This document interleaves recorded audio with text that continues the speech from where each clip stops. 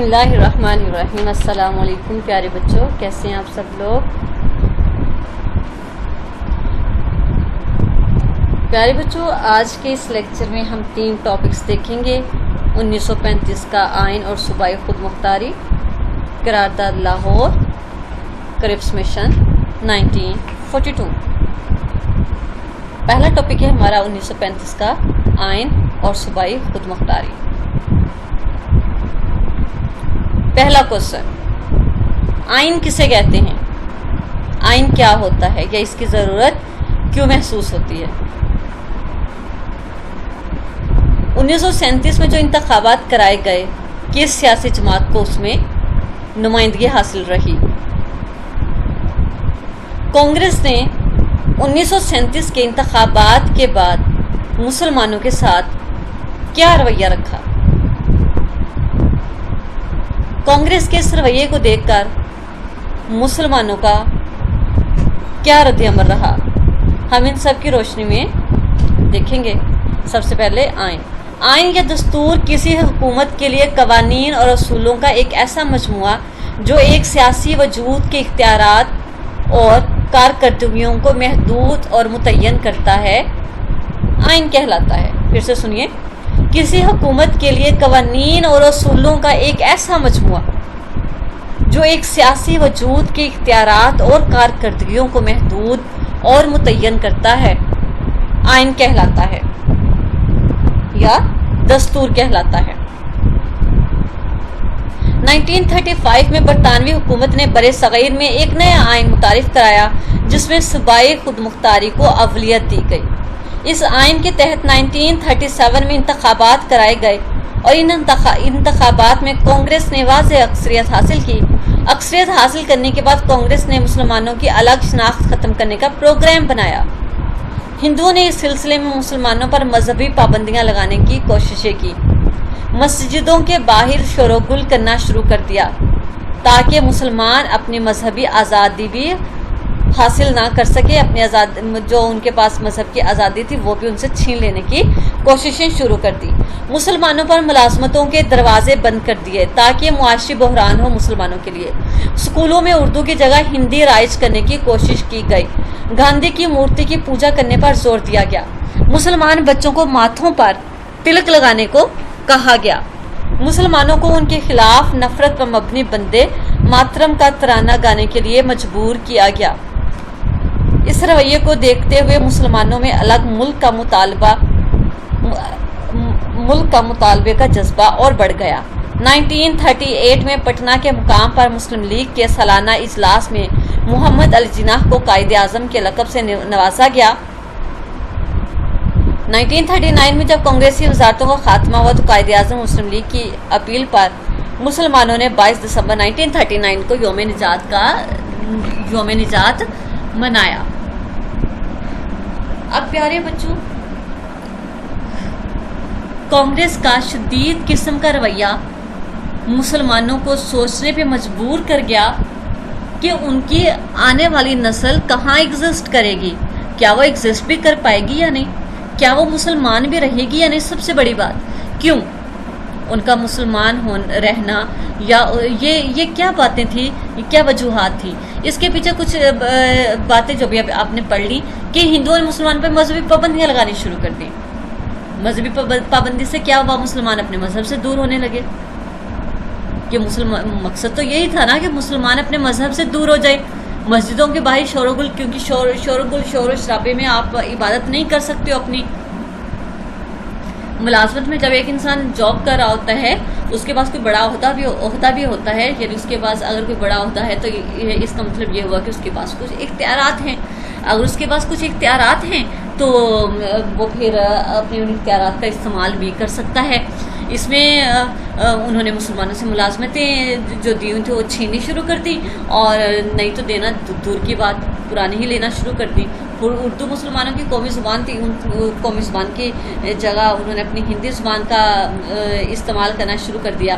مسلمانوں کی مذہبی عبادات پہ روک ٹوک شروع کر دی، ان پہ پابندیاں لگا دی، اور اپنی گاندھی کی مورتی پوجا پاٹ کے پہ مسلمانوں کو بھی مجبور کیا جانے لگا، اور مسلمان بچوں کو مجبور کیا جانے لگا کہ وہ اپنے ماتھوں پر تلک لگائیں۔ تلک وہ ایک خاص قسم کا نشان ہوتا ہے جو ہندو لوگ اپنے ماتھوں پر لگاتے ہیں۔ مسلمانوں کو ان کے خلاف نفرت و مبنی بندے ماترم کا ترانہ گانے کے لیے مجبور کر دیا گیا۔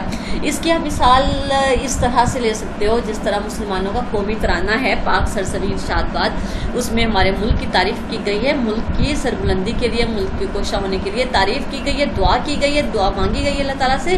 اسی طرح جو ان کا اپنا گانا ہے، سونگ ہے، وہ بھی مسلمانوں کے خلاف ہے اور وہ ان کے اپنے کنٹری کے بارے میں ہیں، تو اس سے مسلمانوں میں کوئی محبت کا جذبہ تو نہیں بڑھنا تھا، تو اس سے نفرتیں ہی پروان چڑھنی تھی۔ اس سارے رویے کو دیکھتے ہوئے مسلمانوں میں الگ ملک کے مطالبے کا جذبہ اور بڑھ گیا۔ پھر 1938 میں جب پٹنہ میں مسلم لیگ کا سالانہ اجلاس ہوتا ہے تو محمد علی جناح کو قائد اعظم کا لقب دے دیا جاتا ہے۔ قائد اعظم کا مطلب ہوتا ہے عظیم لیڈر، گریٹ لیڈر، بڑا قائد۔ 1939 میں جب کانگریسی وزارتوں کا خاتمہ ہو گیا، 35 میں شروع ہوئی، 35 میں آئین متعارف ہوا، 37 میں انتخابات ہوئے اور کانگریس جیت گئی انتخابات میں، اس نے جو ہے نمائندگی حاصل کی، اور 1938 میں 38 کا سال انہوں نے اپنا کام کیا، مسلمانوں پہ ہر طرح کی تنگی کی، لیکن 1939 میں کانگریسی وزارتوں کا خاتمہ ہو گیا اور قائد اعظم اور مسلم لیگ کی اپیل پر مسلمانوں نے 22 دسمبر 1939 کو یوم نجات منایا۔ اس میں آپ دیکھ سکتے ہیں کوسچن ایک چھوٹا آپ کا یہ بھی بن سکتا ہے کہ یوم نجات کب منایا جاتا ہے یا کس کے کہنے پہ؟ قائد اعظم محمد علی جناح اور مسلم لیگ کے کہنے پہ 22 دسمبر 1939 کو یوم نجات منایا گیا۔ اور کیوں منایا گیا؟ کیونکہ اس روز کانگریسی وزارتوں سے چھٹکارا ملا تھا۔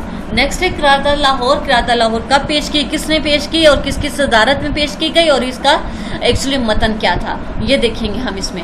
یہ قرارداد مسلم لیگ کے 27ویں سالانہ اجلاس میں قائد اعظم کی صدارت میں 23 مارچ 1940 کو پیش اور شیر بنگال مولوی اے کے فضل الحق نے پیش کی۔ قرارداد لاہور کس نے پیش کی؟ پھر سے سنیں، شیر بنگال مولوی اے کے فضل الحق نے۔ قائد اعظم نے اپنے صدارتی تقریر میں مسلمانوں کے سیاسی مسائل اور دو قومی نظریے پر تفصیل روشنی ڈالی۔ قرارداد کا ایکچولی متن کیا تھا؟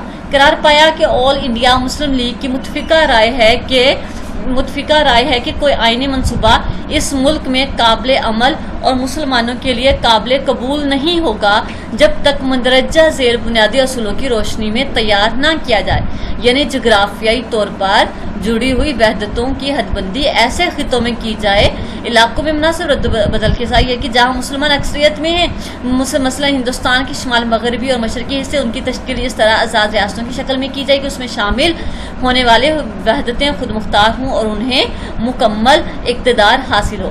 اس کے علاوہ ان وحدتوں اور خطوں میں اقلیتوں کے حقوق کا خیال رکھا جائے اور وہ علاقے جہاں مسلمان اقلیت میں ہوں وہاں بھی ان کے حقوق اور مفادات کا مناسب تحفظ کیا جائے۔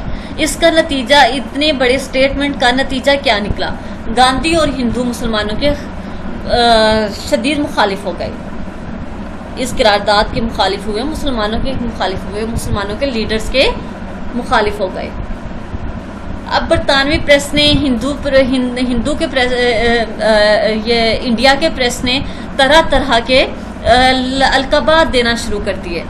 برطانوی پریس نے یہ چھاپا اپنے اخبار میں کہ یہ قرارداد کا جناح ہے، کسی نے اس کا نام پاکستان بولا، اس کو کسی نے اس کو قائد اعظم کا قرارداد جناح، کسی نے اس کو جناح کا پاکستان بولا، کسی نے اس کو قرارداد پاکستان بولا، کہ اس طنزیہ یہ انہوں نے ان کے جملے استعمال کرنے شروع کر دیے اس کے لیے، لیکن اس سارے طنز کو بودر نہیں کیا مسلمانوں نے، اور اس قرارداد کے صرف 7 سال بعد 1940 میں یہ قرارداد پیش ہوئی، اور ٹھیک 7 سال کے بعد مسلمانان بر صغیر نے اپنے جدوجہد کے نتیجے میں پاکستان بنا لیا، ایک آزاد خطہ۔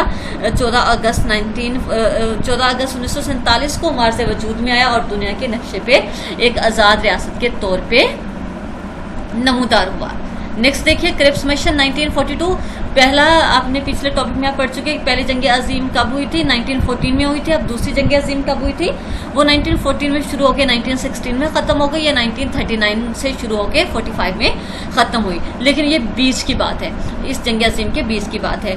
दूसरी जंग अजीम 1939 से 45 के दौरान 1942 में हुकूमत बरतानिया ने सर स्टैफर्ड क्रिप्स को हिंदुस्तान भेजा, जिसने तमाम सियासी पार्टियों को चंद निकात पर मुतफिक करने की कोशिशें की, मगर वो इसमें नाकाम रहा। अब क्रिप्स मिशन की तजावीज़ क्या थी? क्रिप्स मिशन ने दरअसल तजावीज़ पेश की। जंग के बाद बड़े सगीर ताज बरतानिया के मातहत होगा, लेकिन अंदरूनी और बैरूनी मामलात में बरतानवी हुकूमत किसी तरह के दखल अंदाजी से ग्रेज करेगी। यानी बरतानिया उस पर हुकूमत तो करेगा, लेकिन किसी किस्म की दखल अंदाजी नहीं करेगा अंदरूनी और बैरूनी मामलात में।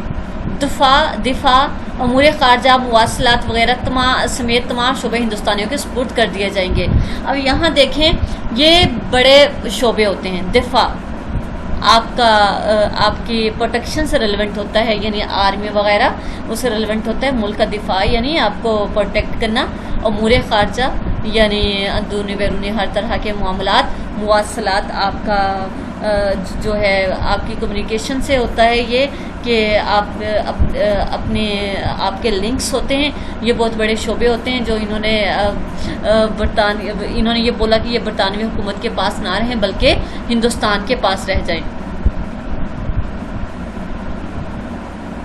और तीसरा था कि आइन साजी के लिए एक मरकजी असम्बली मुंतखब की जाएगी, जिसके चुनाव का इख्तियार सूबाई कानून साज असम्बली के अरकान को हासिल होगा। आइन मुकम्मल हो गया तो उसे हर सूबे की तौसीक के लिए भेजा जाएगा। यानी कि चंद लोग मिलकर एक आइन बना लें, उसे तमाम सारे सूबों से प्रूफ नहीं कराया जाएगा, सिर्फ कुछ लोग कर लें और बाकी सूबे वाले उसकी तस्दीक कर दें।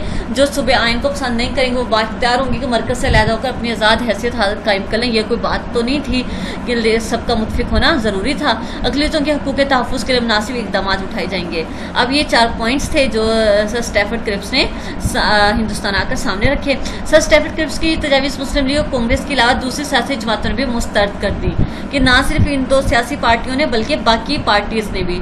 मुसलमानों का मुतालबा सिर्फ अलहदा ममलिकत का हसूल रहा, जिसको कांग्रेस मानने के लिए तैयार न थी। वो कैसे मान लेती कि मुसलमान खुद मुख्तार हो जाएं, उनके पास आज़ादी आ जाए? वो नहीं मान सकते थे कांग्रेस, क्योंकि तंग दिल हमेशा से कांग्रेस का ज़र्फ छोटा रहा है। ये तंग दिल रहे हैं ये लोग, जिसके लिए मुसलमानों को अपनी जद्दोजहद तेज़ करनी पड़ी। 1945 में व्यूअल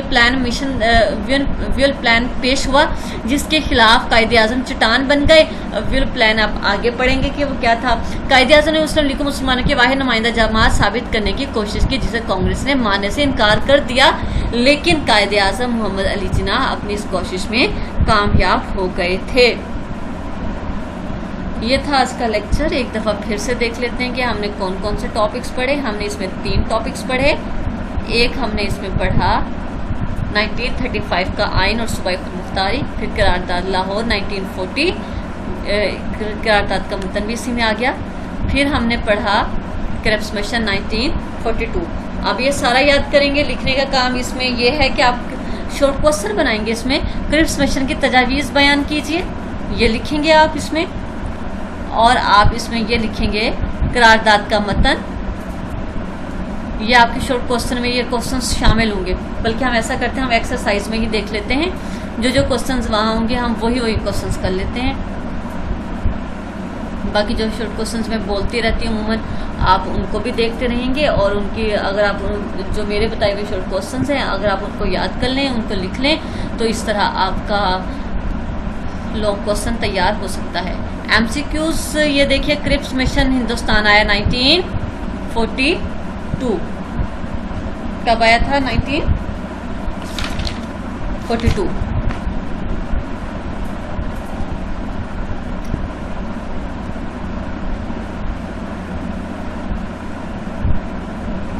शॉर्ट क्वेश्चन आपका कोई नहीं है यहाँ पर इस टॉपिक से।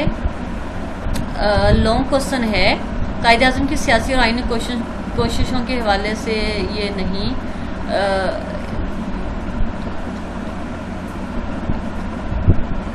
5वें नंबर पे आपके मौजूद है करारदाद मकासिद के अहम निकात बयान कीजिए। करारदाद मकासिद इसमें नहीं आएगा। قرارداد کا متن ہے اس میں. آپ کے ایکسرسائز میں کوئی کوشچن نہیں ہے اس سے ریلیونٹ، لہٰذا آپ ایکسرسائز سے نہ کیجیے. اب آپ کو جو کوشچنز میں نے بولے کرپس مشن تجاویز وہ آپ لکھیں گے اس کے سپریٹ کر کے علیحدہ سے، اس کا ٹاپک بنا لیں گے کرپس مشن تجاویز، اور یہ لکھ لیں گے کہ کیا دیا تھا جو پاکستان کا نام جو پیش کی گئی تھی، جو قرارداد پیش کی گئی تھی ڈفرینٹ پریس والوں نے اس کو کیا کس نام سے چھاپنا شروع کر دیا، اور اس کے علاوہ آپ کو یوم نجات کب اور کیوں منایا جاتا ہے. یہ سارا آپ یہ 3 کوشچنز آپ لکھیں گے اس کے خود سے بنا کر، اور یاد بھی کریں گے اور مجھے دکھائیں گے بھی. نیکسٹ لیکچر میں پھر سے حاضر ہوں گی. اپنا تب تک کے لیے خیال رکھیے گا. اللہ حافظ.